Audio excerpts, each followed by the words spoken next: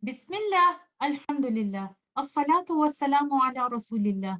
Assalamu alaikum wa rahmatullahi wa barakatuhu. Insha'Allah, today we will discuss another mad, and this one is called Maddul Iwad. The meaning of Iwad is substitute.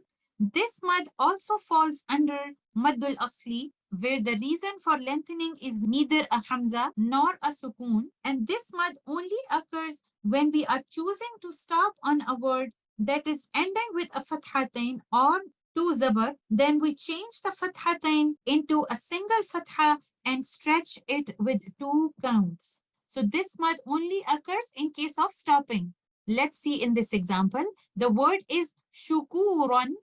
If I'm choosing to stop, I will recite it like this. Shukura.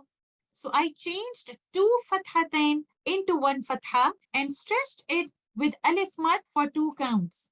Because we are substituting a fathatain to a single fatha, that's why this mad is called maddul iwad. If you see in the next example, the word is ghafurun, but if I'm choosing to stop, I will stop like this. Ghafura.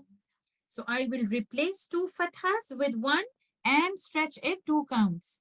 But remember one thing, Maddul Iwad is only for fathatain. It is not for kasratain or dhammatain. Let's suppose if the same word comes with kasratain, shukurin.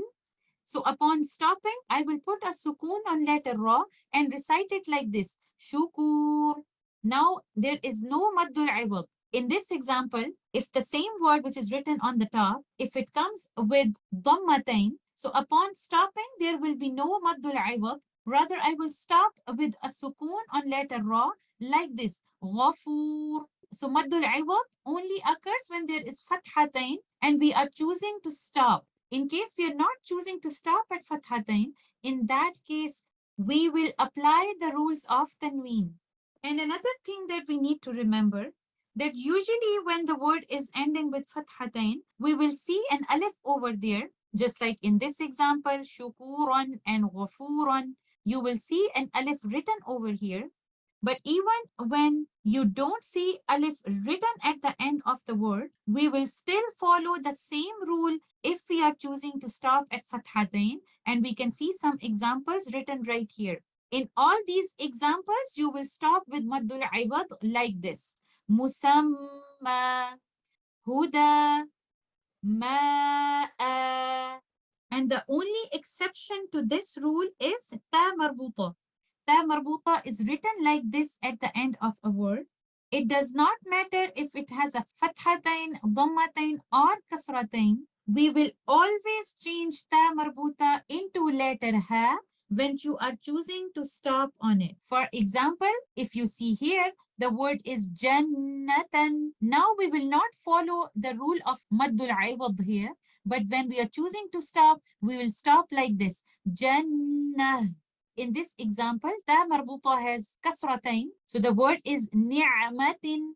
But upon stopping, we will recite it like this. Ni'mah. In this example, you can see ta marbuta with dhammatain. Dhurriyatun. But upon stopping, we will recite it like this. Dhurriyah.